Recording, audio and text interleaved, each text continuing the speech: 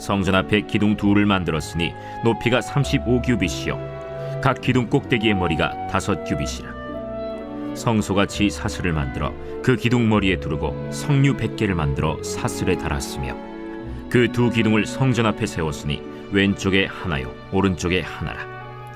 오른쪽 것은 야긴이라 부르고 왼쪽 것은 보아스라 불렀더라. 과거 제가 다른 곳에서 사역을 할 때 그때 그 목회자 전체가 일본으로 수양회를 떠났습니다. 일본 쪽으로 수양회 갔고 저는 처음으로 일본을 그때 처음 갔습니다. 그때 이제 한국 분이 가이드를 해주셨어요. 그러면서 버스에서 이런저런 일본 문화를 알려주셨는데 그때 제가 되게 인상 깊었던 내용들이 있었습니다. 뭐냐면 일본의 문화 중에 하나가 일본에서는 부모의 일을 그대로 물려받습니다. 그래서 장인 정신으로 키워냅니다. 그런 부분도 있고요. 집안 대대로 내려오는 물건이 있을 수 있습니다. 어떤 한 물건이 대대로 내려와서 뭐 4대가 됐든 5대가 됐든 그 물건이 내려오면 어느 순간 그게 신이 돼 버립니다. 예를 들면 그래서 뭐 저 위에 선조가 빨래판을 하나 줬다. 근데 그게 한 4대 5대 내려왔다. 그럼 빨래판 신이 되는 거예요. 물론 이런 문화는 좀 어리석은 문화입니다. 근데 제가 되게 인상 깊은 건 이거예요. 선조들의 물건을 받으면서 그 물건을 통해서 그 선조들의 어떤 지혜와 그 선조들의 어떤 유산들을 받고 그들을 늘 상기한다는 겁니다. 그 문화는 조금 좋게 봤습니다. 우리는 이 성경을 통해서 이스라엘의 역사를 보잖아요. 성경을 보면 이런 상징적인 것들이 참 많습니다. 그래서 그걸 보면서 그때 당시 그것이 세워졌던 아니면 그것을 뭐 만들었던 그 당시에 어떤 하나님의 역사하심을 늘 상기하게 되잖아요. 오늘 말씀을 보면 솔로몬이 성전을 짓고 나서 성전 앞에 두 기둥을 세워놨습니다. 그럼 그 당시에 이스라엘 백성들은 성전을 오갈 때마다 이 두 기둥을 보면서 무언가 생각할 수 있겠죠.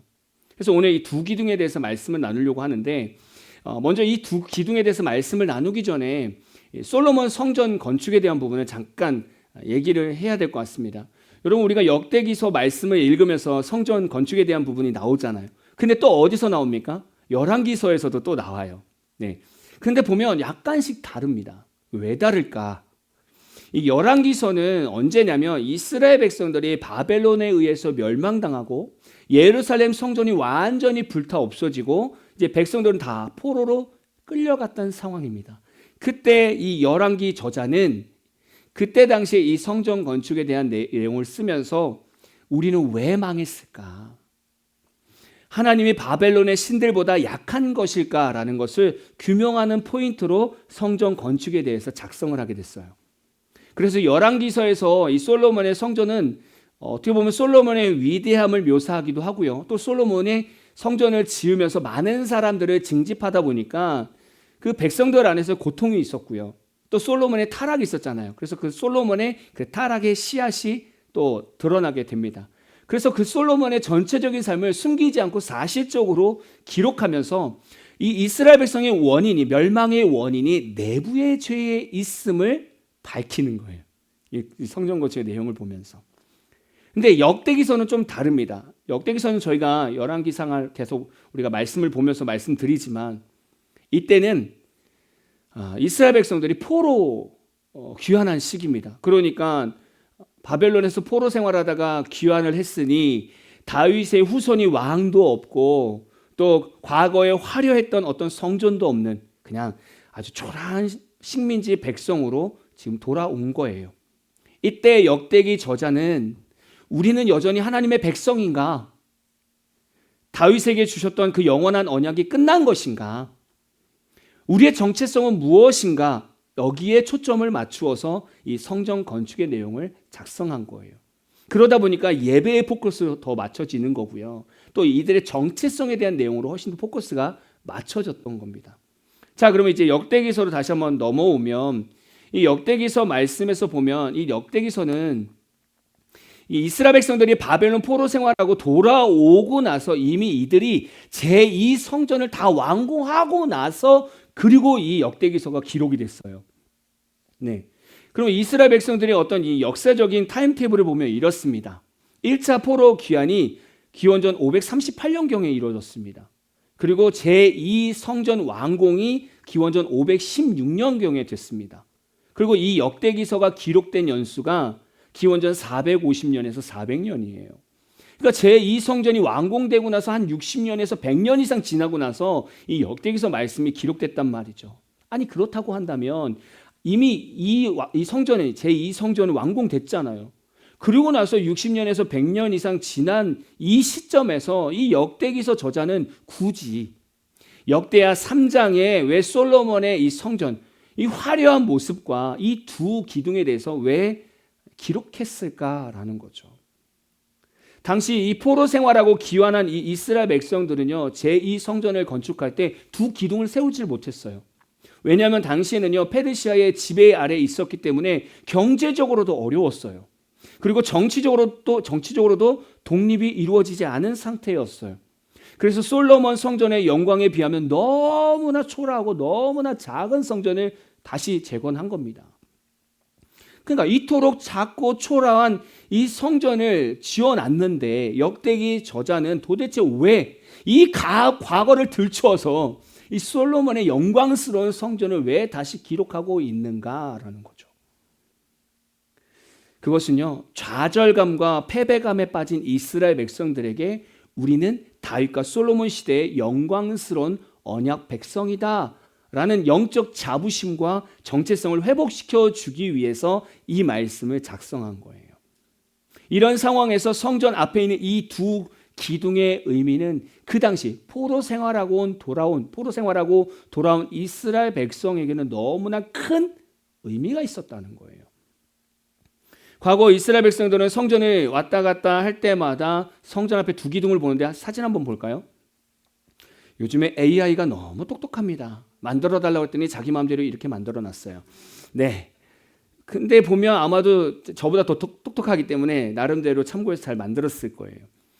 이 두 기둥, 야긴과 보아스라는 이 두 기둥은 지붕을 받치는 기둥이 아니었습니다. 성전은 성전대로 있고 그 앞에 조형물로 두 기둥이 서 있었던 거예요. 한쪽에 오른쪽은 야긴이라고 불렀고 왼쪽은 보아스라고 불렀습니다. 그러니까 당시 이스라엘 백성들, 솔로몬이 성전을 짓고 나서 그때 함께 살았던 이스라엘 백성들은 이 성전을 오가면서 이 두 기둥을 분명히 볼 거예요. 그렇죠? 그럼 이 두 기둥에 대한 의미를 늘 생각하면서 신앙을 다졌을 거라는 거죠. 이스라엘 백성들은 이 두 기둥을 보면서 하나님이 어떤 분인가를 늘 상기하게 됐다라는 거예요. 이스라엘 백성들은 성전 앞에 이 야긴과 보아스라는 기둥을 보는데 이제 포로에서 돌아온 이스라엘 백성들은 이 기둥은 볼 수가 없습니다. 세웠지 않았으니까. 그러나 이렇게 말씀이 주어지는 거예요. 옛날 성전에 이런 것들이 있었다라고 말씀으로 주어지는 겁니다. 그러면 그 포로로 돌아왔던 포로 생활하고 돌아온 이스라엘 백성들이 이 두 기둥의 말씀을 들으면서 다시금 자신의 신앙과 정체성을 돌아보게 된다는 거죠. 이 두 기둥의 의미를 본다면. 첫 번째, 오른쪽 기둥은 야긴이라고 합니다. 야긴. 그 뜻은 그가 세우시리라. 그가 세우시리라. 사무엘하 7장 16절 말씀을 보면 내 집과 내 나라가 내 앞에서 영원히 보존되고 내 왕위가 영원히 경고하리라 하셨다 하라. 이게 다윗에게 주는 약속의 말씀입니다. 그러면서 네 집에 왕위가 영원히 있을 거야. 이렇게 약속을 준 거예요.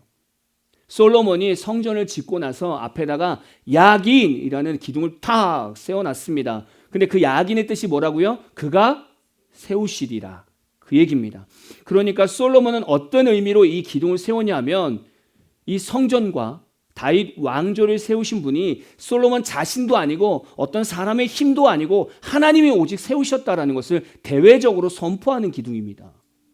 신앙 고백이라는 거예요. 신앙 고백. 제가 왕이 되고 이 땅에 잘 살고 우리 왕조가 계속 이어진 건 사람이 잘해서가 아니라 하나님께서 세우셨습니다라고 저 기둥을 통해서 신앙 고백을 하는 거예요. 우리는 이스라엘 역사를 성경을 통해서 너무나 잘 알고 있잖아요. 하나님께서는 아브라함을 선택하고 그의 자손 야곱을 선택해서 야곱을 통해서 이스라엘 나라를 형성을 하게 됩니다. 근데요, 사람들이 그냥 일반적인 사람들이 이 이스라엘을 분석을 할 때 야곱 식구가 이스라엘 나라로 되는 것은 거의 불가능하다고 얘기를 해요. 독립적인 나라로 형성이 된다라는 건 불가능하다라고 얘기를 해요. 보십시오. 뭐 성경에서는 이스라엘 백성이 애굽에서 400년 있었다, 430년 있었다라고 얘기했는데 어쨌든 430년 동안 긴 시간 동안 이스라엘은 애굽에서 체류하게 됩니다. 종살이라면서 그들의 문화를 배우고 그들의 삶을 배우고 그들의 언어도 배웠을 거예요. 보통 한 민족이 다른 강력한 문화권에 이토록 오래 종속되어 있으면 자신들의 고유 언어를 잃어버린대요. 그리고 자신들의 고유 문화도 잃어버린대요. 그리고 자신들의 종교마저 다 잃어버리고 완전히 동화되는 것이 일반적인 역사적 수순이라고 얘기를 해요. 그냥 자연스러운 거래요. 근데 보십시오. 지금 이스라엘 백성이 애굽에서 430년 동안 살았는데 그들이 언어를 잃어버렸습니까? 그들이 문화를 잃어버렸습니까? 그들이 종교를 잃어버렸습니까? 그러지 않아요. 하나님께서 이스라엘 백성을 형성시키면서 그들의 삶에 개입하시고 구원하시고 이들을 출애굽시키셔서 또 시내 산에서 이들에게 율법을 주면서 이스라엘 백성을 되게 강력하게 단단하게 세우셨다는 거예요. 그러니까 그 당시에 솔로몬 당시에 이스라엘 백성들은 이 야긴이라는 기둥을 보면서 무엇을 느끼겠냐고요. 맞아, 우리 백성이 세워진 건 우리의 힘이 아니었어. 하나님께서 다 세우신 거지. 야곱의 식구를 나라로 만들고 출애굽시키셔서 광야에서 먹이시고 입히시고 우리를 또 가나안 땅에 넣으시고 그 땅과 정복전쟁 하는 가운데 승리하게 하시고 사사시대 때 그냥 사사들 앞에서 맨날 죄를 짓는 우리의 모습을 보면서 하나님은 우리를 구원하시고 결국 여기까지 우리를 인도하셨어.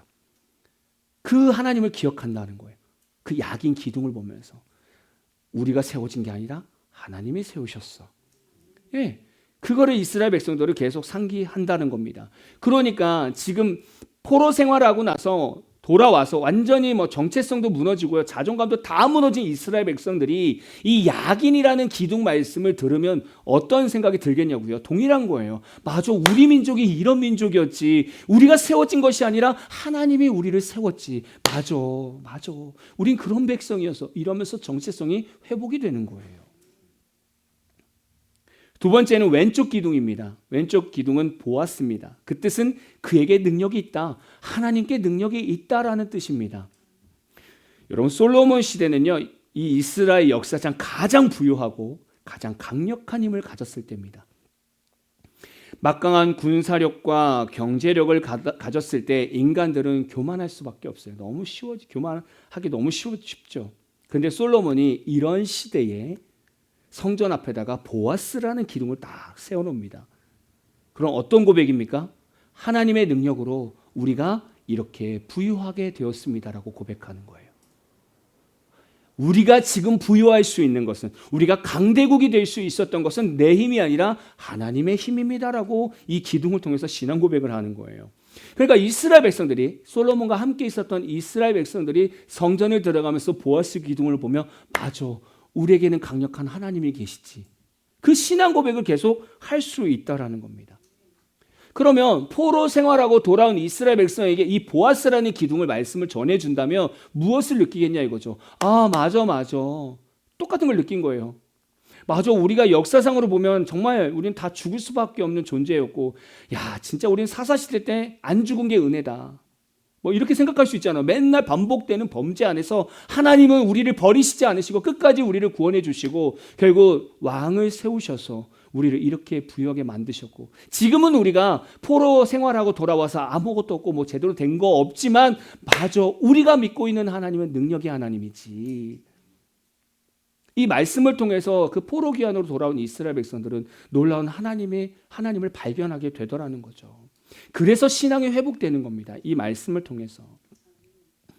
이처럼 야긴과 보아스라는 이 성전 앞에 이 두 기둥이 결국에는 포로 생활하고 돌아온 이스라엘 백성들에게는요, 다시금 신앙과 정체성을 회복시켜주는 놀라운 통로가 되었다는 거예요.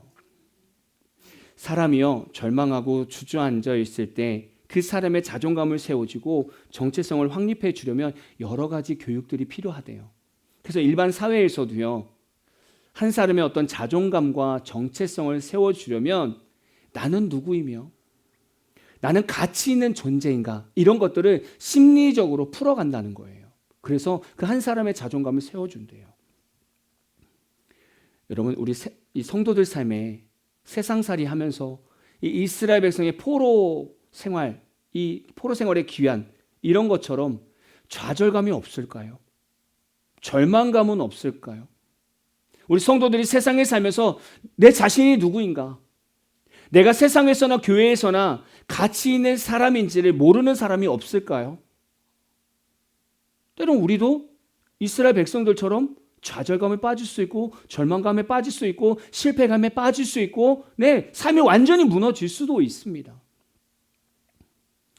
어떤 성도는 화려한 삶이 있지만 지금은 초라한 삶으로 살아갈 수도 있어요. 어떤 성도는 과거에 경제적으로 정말 여유로웠었는데 지금은 정말 경제적으로 빠듯한 삶을 살 수도 있습니다. 어떤 성도는 정말 몸이 건강했는데 불의의 어떤 질병으로 지금 몸이 약할 수도 있습니다. 또 어떤 성도는 정말 세상에서 열심히 살았는데 열심히 살 때마다 세상 사람들한테 계속 배신을 당하는 거예요. 그래서 사람들한테 완전히 질려버리는 거죠. 그럴 수 있어요. 여러분, 우리가 인생 살면서 완전히 인생이 무너지는 이러한 삶이 있다면 그럼 우리는 무엇을 붙들고 다시 회복할 거냐 이거죠. 우리는 무엇을 붙들고 다시 일어날 거냐 이거죠. 우리에게도 영적인 이 야긴과 보아스 기둥이 있습니다. 한번 사진 한번 보여주시겠어요? 사진 보여주시죠. 네. 혹시 들어오면서 이 영적인 기둥을 보셨습니까? 네, 믿음 있는 성도님들은 눈에 보일 겁니다. 교회에도 이 두 기둥이 있습니다. 야긴이라는 말씀의 기둥이 있고요. 교회는 보아스라는 예수 그리스도의 십자가가 있습니다. 이 두 가지가 우리 삶에 늘 세워져 있습니다. 하나님께서 오늘날 무너진 우리에게 찾아오셔서 우리를 세우신다면 무엇으로 우리를 세우시겠냐 이거죠. 바로 하나님 말씀을 통해서입니다. 그래서 현대시대의 야긴은 하나님 말씀입니다. 아까 야긴의 뜻이 뭐라고 했죠? 나를 세우시리라. 우리는 신앙적으로나 삶으로 힘들 때 나를 세워줄 것이 무엇인가를 생각해야 돼요. 내가 너무 힘든데 내가 살아날 방법이 뭐지? 생각해야 돼요. 이때는요, 사람도 아닙니다. 나를 세워줄 건 사람이 아닙니다. 어떤 좋은 모임도 아닙니다. 나를 세울 거는 그게 아니에요. 나를 세워줄 유일한 방법은 말씀밖에 없어요. 하나님 말씀밖에 없어요. 현대시대 성도들은요, 바쁘다고 성경을 잘 안 읽어요. 그런데 또 성경을 읽더라도 글씨와 내용만 읽어요. 근데 성경은 그렇게 읽는 게 아니에요. 성경은 글씨를 읽으면서 성령의 감동으로 그 말씀에 집중하는 거예요. 그러다 보면 마음에 감동이 되는 성경 구절이나 단어가 있어요. 그럼 붙들고 기도하는 거예요. 하나님, 제가 오늘 이 말씀인데 왜 이 부분이 왜 저에게 감동이 될까요? 그러면서 그걸 붙들고 기도하는 거예요. 그러면서 하루 종일 그 말씀 붙들고 살아가는 거예요. 그러다 보면 그 말씀 가운데 깨달아지는 게 있겠죠. 네가 담싼 그 사람과 네가 먼저 용서했으면 좋겠어. 이런 잔잔한 감동이 있으면 여러분이 가서 먼저 손을 내밀면서 그 말씀을 의지해서 살아가는 거예요. 이게 큐티잖아요. 이걸 매일 하는 겁니다. 매일. 사도행전 20장 32절 볼까요? 같이 읽어봅시다. 시작. 지금 내가 여러분을 주와 및 그 은혜의 말씀에 부탁하노니 그 말씀이 여러분을 능히 든든히 세우사 거룩하게 하심을 입은 모든 자 가운데 기업이 있게 하시리라. 아멘입니다. 사도 바울은요, 성도들을 사람이나 조직에 부탁하지 않고요, 은혜의 말씀에 부탁한다고 고백합니다. 말씀 자체가 인격적인 능력이 있어서 성도의 삶을 이렇게 건축물처럼 견고하게 세워간다는 거예요. 말씀이 성도를 견고하게 세워간다는 겁니다. 여기서 든든히 세우사라는 말은 집을 짓거나 기초를 놓는다라는 뜻입니다. 지금 우리가 계속 나누고 있는 야긴이라는 뜻도 똑같습니다. 확고히 세우다. 동일한 뜻입니다. 여러분, 한 주, 한 해, 여러분 일평생 살아가시면서 혹시 이스라엘 백성들처럼 포로 생활처럼 여러분의 자존감이 완전히 다 무너지고 여러분의 믿음이 완전히 무너지고 여러분의 어떤 정체성이 완전히 무너졌다고 생각한다면 다른 것 찾지 마십시오. 하나님 말씀으로 돌아오세요.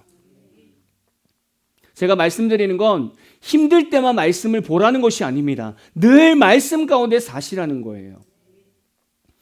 왜 우리가 말씀으로 돌아와야 될까요? 히브리서 4장 12절. 저 이 말씀 읽으면서 막 마음이 뜨거워지더라고요. 같이 읽어보겠습니다. 시작. 하나님의 말씀은 살아있고 활력이 있어 좌우의 날선 어떤 검보다도 예리하여 혼과 영과 및 관절과 골수를 찔러 쪼개기까지 하며 또 마음의 생각과 뜻을 판단하나니. 아멘이지요. 아멘입니다. 우리가 지금 날마다 읽고 듣고 있는 이 하나님의 말씀이 살아있고 활력이 있대요. 우리가 지금 듣고 있고 읽고 있는 하나님의 말씀이 죽어있는 말씀이 아니고 활력 없는 말씀이 아니라 그 말씀은 살아있대요. 활력이 있대요. 이게 무슨 말씀인지 아십니까? 말씀이 우리 삶 가운데 들어오면 말씀은 막 살아나는 거예요. 이게 살아나서요, 가만히 못 있는 거예요. 운동력이 있는 거예요. 그래서 내 머리에, 내 마음에, 내 몸으로 막 흡수되는 겁니다. 그래서 말씀으로 치료받는 거고요. 말씀으로 귀신이 떠나가는 거고요. 말씀으로 어두운 마음들이 회복이 되는 거예요. 왜요? 우리가 보고 있는 이 하나님의 말씀이 살아있고 활력이 있기 때문에. 그래서 우리가 말씀을 붙들면서 살아가는 거예요. 그래야 살 소망이 생기는 거예요. 그래야. 그래서 성도는요, 불신자들과 아예 인생 차원이 다른 거예요. 왜냐하면 우리는 날마다 이 생명의 말씀을 읽잖아요. 우리는 주일날 올 때마다 생명의 말씀을 듣잖아요. 그러면 우리는 계속 우리 안에 역사하는 말씀이 있는 거예요. 그런데 우리가 언제 우울합니까? 우울할 시간이 없어요. 말씀이 내 안에서 막 살아 움직이는데 어떻게 우리가 아이고 우울해라. 뭐 가을 되면은 낙엽이 떨어진다. 코트 입고 낙엽을 밟고 싶다. 너무 센치해진다. 뭘 센치해집니까? 뭘 우울해집니까? 그럴 시간이 없다니까 우리는. 그렇잖아요. 하나님 말씀이 들어오는데 왜 우울해지냐고. 그렇지 않아요. 하나님 말씀 들어오면 우린 가만히 있고 싶어도 일어나. 가자. 나와 함께 일어나자. 막 이 말씀이 우리 안에 막 활력이 일어난다고요. 여러분 한 주 살면서 너무 힘들다 지친다. 아니에요. 말씀 보시라니까요. 말씀에서 하나님 뭐라 하시는가. 그래 계속 잠잠히 자라. 쓰러져라. 절망하라. 죽기까지 최선을 다해서 절망하라. 이렇게 말씀하지 않으세요. 그러니까 우리는요, 살아 역사하시는 하나님 말씀을 제대로 안 붙들고 산다는 거예요, 사실은. 우리 삶에 하나님께서 약인이라는 나를 세우시는 하나님 말씀을 세워줬는데 우리는 그 기둥을 바라보지 않아요. 그래서 우리는 늘 무너져요. 여러분, 말씀으로 돌아가셔야 돼요. 날마다 말씀 묵상하셔야 돼요. 그리고요, 여러분이 말씀을 이끄는 것이 아니라 말씀이 여러분을 이끌게 만들어야 돼요. 여러분이 듣고 싶은 말씀만 골라서 듣는 것이 아니라 매일 그냥 이렇게 말씀을 읽는 거예요. 지금 저희 열왕기하 읽잖아요. 그냥 장수마다 읽는 거예요.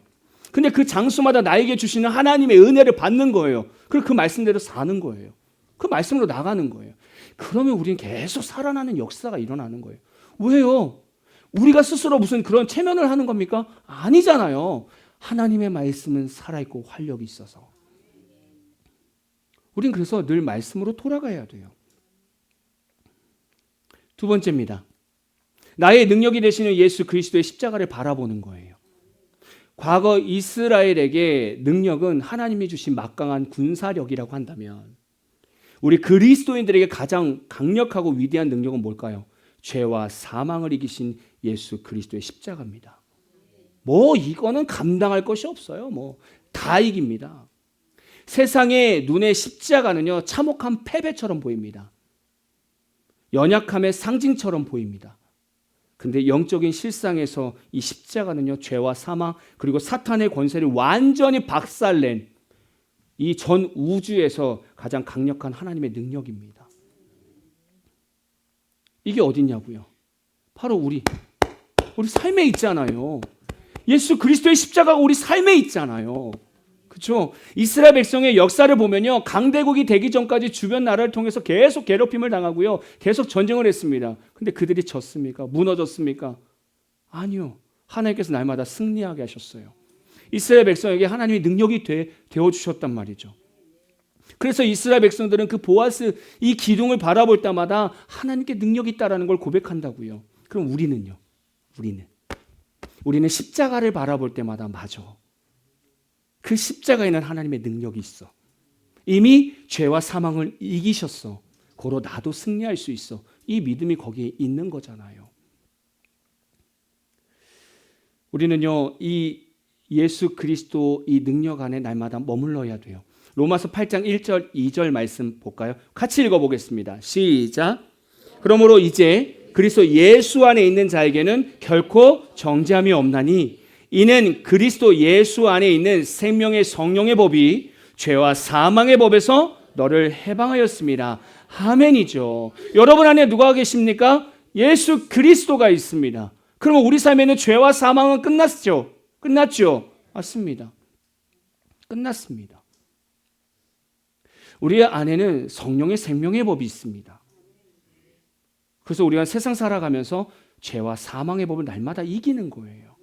근데 우리가 그 십자가의 능력 아래 머물지 않으면 우리는 죄와 사망이라는 사탄의 유혹에 넘어갈 수밖에 없어요. 그래서 우리가 이 성령의 생명 안에 거했을 때는 우리가 세상의 문화를 분별하면서 살아가는데 우리가 죄와 사망의 법에 넘어가 버리면 결국 세상의 문화를 계속 쫓게 된다는 거예요. 그래서 방탕의 길로 들어가고 결국에는 모든 것이 무너지는 그런 상황을 맞이합니다. 가정이 무너지고 그런 사람들 때문에 교회가 다 무너지고 지인들과의 관계가 다 끊어져 버린다는 거예요. 왜요? 죄와 사망이 들어갔기 때문에. 또 성령의 생명의 법이 우리 안에 있을 때는 하나님의 사랑과 용서로 다른 사람을 세우고 가정을 세우고 교회를 세웠어요. 근데 죄와 사망의 유혹에 넘어가면 정죄와 판단과 불신의 마음으로 우리 인생이 바뀌어버리는 거예요. 그래서 우리의 남은 그 신앙마저 다 무너져 버려요. 또 성령의 생명의 법 안에 들어가면 우리는 성령 안에서 정말 기쁜 삶을 사는 거예요. 할렐루야 하면서 사는 겁니다. 찬송가처럼요. 우리 주변에 정말 힘든 삶이 있는데요. 그래도 주님이 계시니까 천국으로 화한 거예요. 그래서 할렐루야라고 찬양할 수 있는 거예요. 왜요? 성령의 생명의 법이 우리 안에 있기 때문에. 그런데 우리가 죄와 사망의 법, 사단의 유혹에 넘어가면 그때부터는 염려와 근심 속에서 살아가요. 그래서 인생의 좌절감에 계속 빠지게 됩니다. 그게 이 두 법의 놀라운 열매들입니다. 우리가요, 이 성령의 생명의 법에서 떠나면, 생명의 성령의 법에서 떠나면 우리는 죄와 사망의 법에서 놀아날 수밖에 없다는 거예요. 여러분, 이 죄와 사망은요, 중력처럼 무섭습니다. 우리가 죄와 사망에 빠지잖아요. 그러면 이 죄와 사망은 우리를 계속 밑바닥으로 끌고 내려옵니다. 저 밑바닥까지. 사람을 사람답게 만들지 않아요. 인생을 인생답게 만들지 않아요. 비참하게 만듭니다. 처량하게 만듭니다. 그게 죄와 사망의 역할입니다. 또 놀라운 건 뭔지 아십니까? 예수님의 십자가 능력입니다. 이 십자가 능력에는 놀라운 능력이 있습니다. 제가 이 동네 살면서 유일하게 좋은 게 하나 있습니다. 물론 나쁜 것도 동일합니다. 뭐냐면 비행기가 늘 제 머리 위에서 왔다 갔다 한다는 것이 장점이면서 단점입니다. 저는 비행기가 뜨는 것이 너무 신기합니다. 그 어마어마한 등치가 몇백 명을 태운 비행기가 공중을 나르는데 그렇게 신기합니다. 또 여기서 착륙할 때는요, 얼마나 가까운지 제가 손을 뻗으면 닿을 것 같아. 근데 그 큰 등치가 천천히 내려오는 것도 신기합니다. 뚝 떨어지지 않고 천천히 내려오고 있습니다. 너무 신기하죠. 비행기가 뜰 때 양력으로 뜹니다. 바람을 정면으로 맞으면서 날개를 쫙 들어올리면서 뜨는 거예요. 그 비행기가 양력으로 쭉 뜨면 뭐가 죽냐면 중력이 사라져 버려요. 양력이 중력을 이긴다는 거예요. 예수 그리스도의 십자가 능력은요, 양력입니다. 죄는요, 계속 우리를 찝어가지고 계속 땡기는데 우리가 예수 그리스도의 십자가 능력 안에 다 있으면 이거 아무것도 아닌 거예요. 주님과 함께 쫙 날아가는 거예요. 그게 십자가의 능력인 겁니다. 성도는요, 예수님을 믿는다라는 것은 이 십자가를 바라보는, 이 보아스 기둥을 바라보는 것과 같습니다. 마음이 힘들고 내가 무능력하다고 느낄 때 여러분 십자가를 바라보십시오. 맞아. 예수님께서 나의 능력이 되어주셨는데, 예수님께서 나의 죄와 사망을 다 이기시고 우리를 구원하셨는데 내가 왜 사단에게 질질 끌려다닐까? 거기서 딱 끊고 나오는 거예요. 여러분, 이것이 이 두 기둥이 바로 신앙생활입니다. 첫 번째 뭐예요? 우리의 하나님의 말씀이 나를 세우는 거예요. 약인이죠. 두 번째 뭐예요? 예수 그리스도의 십자가에는 놀란 하나님의 능력이 있다라는 보아스. 여러분 한 주간 살아가면서 여러분 집에 성경책 있죠? 성경책 바라보면서 약인이 저기 있네. 나를 세우실 하나님의 능력, 말씀이 저기 있네. 그래서 말씀 피는 거예요. 여러분은 막 운전하면서 제주도의 십자가 교회 십자가 보이면 맞아, 보아스가 저기 있네. 예수 그리스도의 십자가 능력이 나의 능력인데 그러면서 날마다 승리하는 거예요. 여러분 인생의 이 두 기둥은 절대로 무너지지 않습니다. 여러분에게 그냥 성경을 그냥 바라보고 십자가 바라보라고 말씀드리는 것이 아니라 그 안으로 들어가라는 거예요. 말씀 안으로 들어가고 예수 그리스도의 십자가 능력 안으로 들어가라는 거예요. 그러면 여러분 인생은 하나님이 세우실 것이고 하나님이 여러분의 능력이 될 겁니다. 한 주간 동안 이 말씀 붙들고 승리하시기를 진심으로 축복합니다.